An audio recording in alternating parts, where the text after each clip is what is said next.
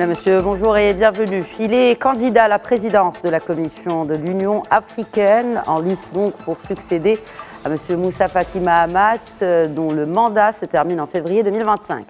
Il plaide pour la paix et la sécurité, mais aussi pour une modernisation des méthodes de gestion de la Commission. Il ambitionne d'améliorer l'efficacité et l'efficience de celle-ci et ainsi défendre au mieux les intérêts des pays membres de l'UA.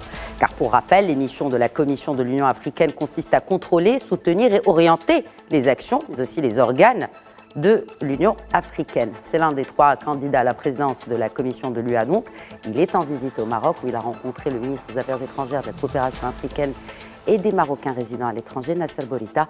Il s'agit de son Excellence le ministre des Affaires étrangères de la République de Djibouti que nous recevons aujourd'hui pour un entretien exclusif sur Média TV. Excellence, Monsieur le ministre Mahmoud Ali Youssef, bonjour et merci de répondre à nos questions. Bonjour, merci de me recevoir sur le plateau de Medi.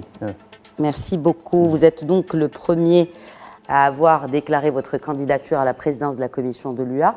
Pour le diplomate chevronné que vous êtes, et je vous cite, « Il est temps que la génération que vous représentez porte le flambeau à l'UA ». Pourriez-vous étayer votre propos ? L'Afrique traverse aujourd'hui des temps difficiles. Les défis sont nombreux.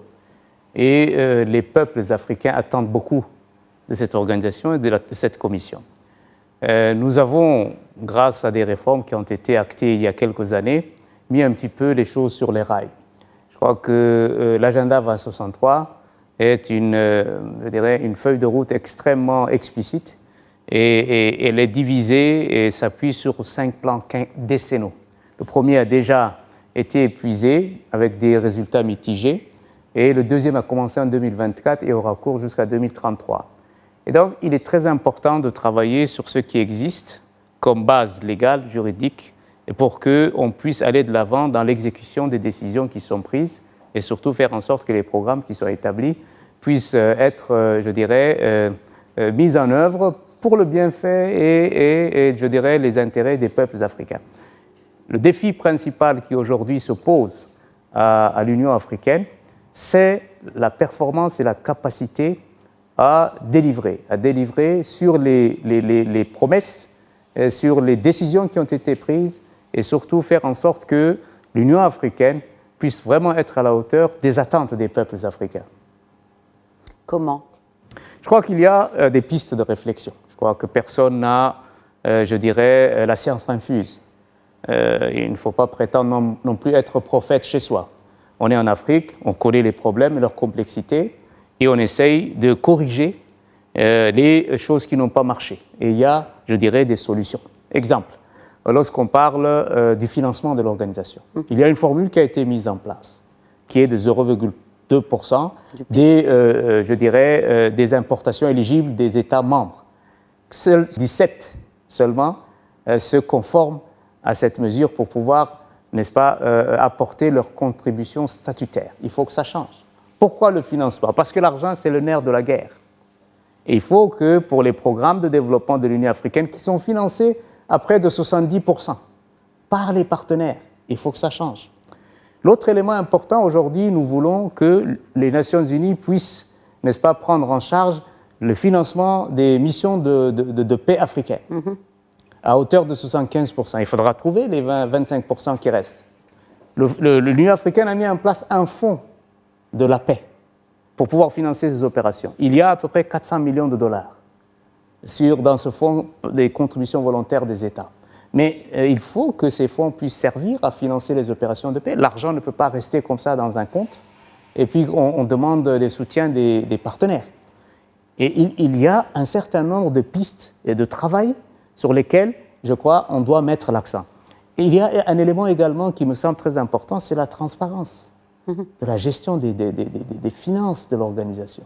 Si les États membres n'ont pas confiance dans la façon dont les ressources de l'organisation sont gérées, ils ne vont pas contribuer à la hauteur de ce que attend, l'organisation.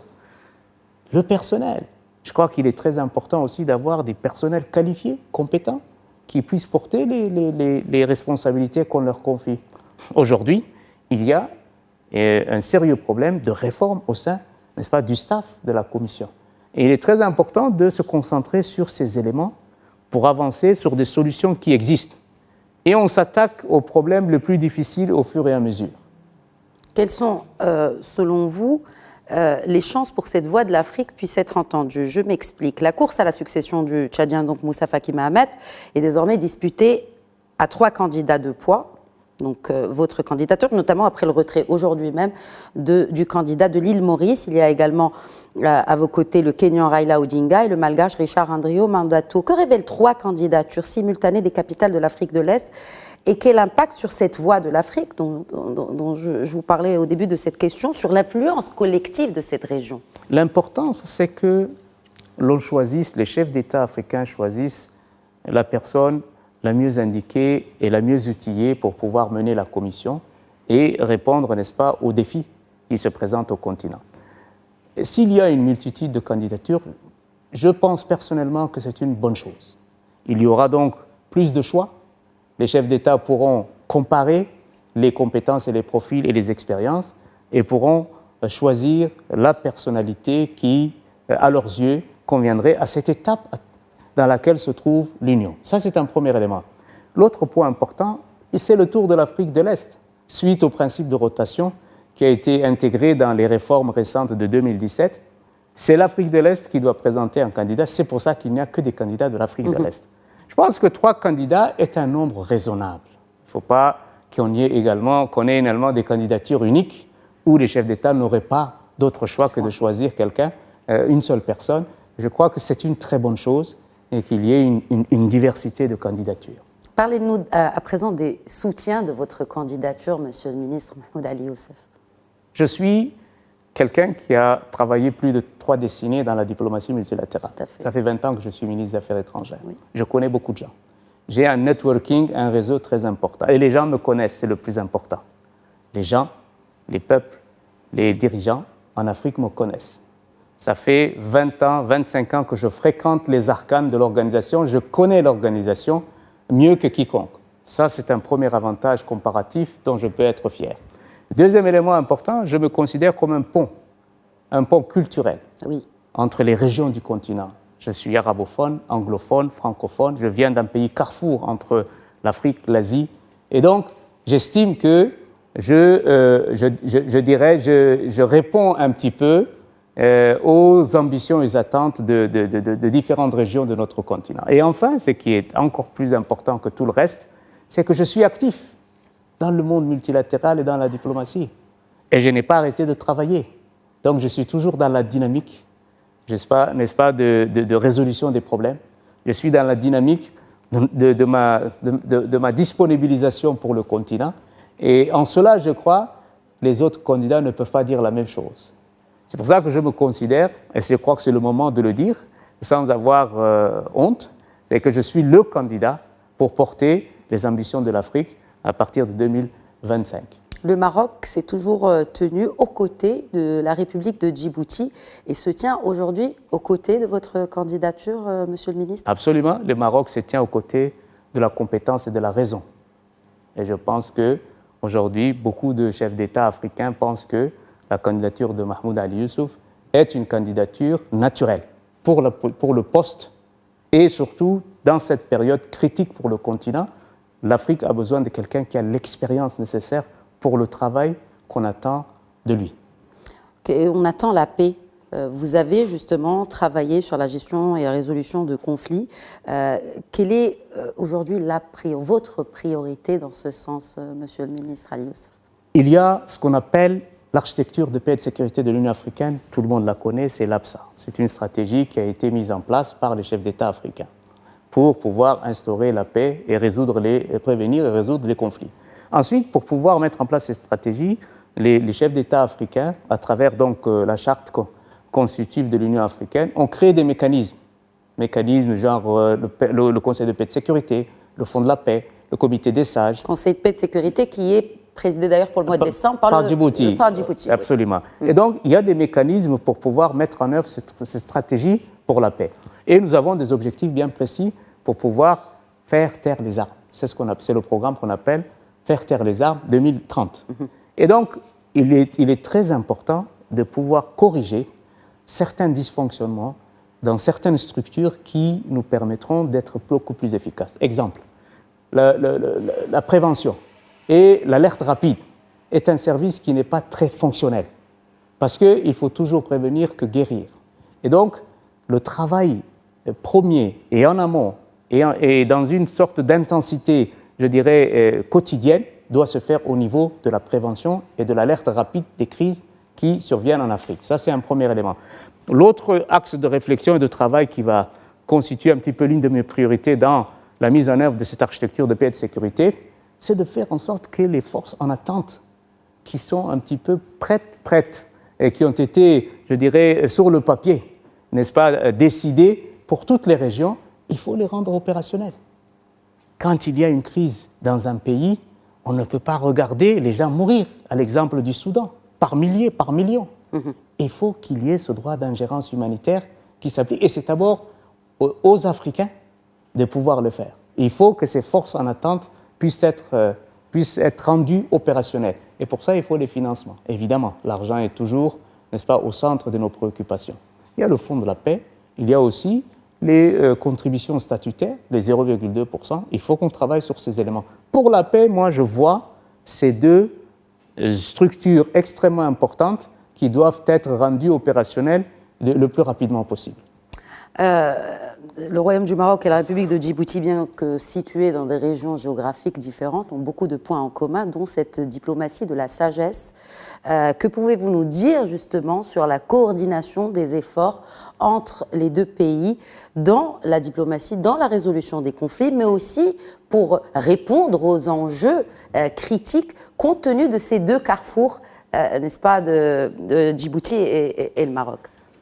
Le Royaume du Maroc est un pays influent sur le continent. C'est un pays qui a toujours eu une politique sage et une politique de raison.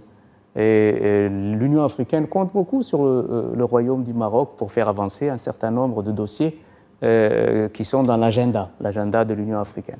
Ce sur quoi je peux beaucoup insister, c'est que Djibouti et le Maroc ont toujours eu, n'est-ce pas, d'excellentes relations. Depuis la période d'Allah yarhamou le roi Hassan II, le président Gouled, ces relations extrêmement cordiales et extrêmement fraternelles se sont poursuivies. Du seul fait qu'il y a toujours eu une convergence de vues sur les grands dossiers du continent.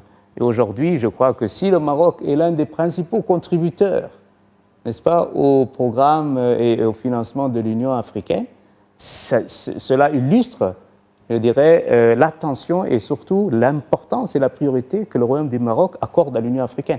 Imaginez-vous que le Maroc fait partie des 5 pays qui payent, n'est-ce pas, 7,2% de contributions statutaires, c'est-à-dire à peu près 35 millions de dollars par an, en plus des contributions volontaires pour le Fonds de la paix, etc., etc. Donc vous imaginez que le Royaume du Maroc a vraiment une politique extrêmement ciblée et extrêmement présente sur le continent, et beaucoup de pays comptent sur cette sagesse et cette implication du Maroc dans les dossiers africains. Je crois que les relations fraternelles qui existent entre Djibouti et le Royaume du Maroc ne peuvent qu'être utiles, n'est-ce pas, dans le cadre de l'avancée de nos dossiers sur le continent. Dernier point sur justement les aspects de cette coopération. Et encore une fois, ce sont des enjeux communs entre le Royaume du Maroc et Djibouti. On parle de l'économie bleue, on parle de la sécurité maritime, on parle aussi de la sécurité alimentaire, mais aussi de la formation des jeunes. Nous avons tout ça avec le Royaume du Maroc, fort heureusement.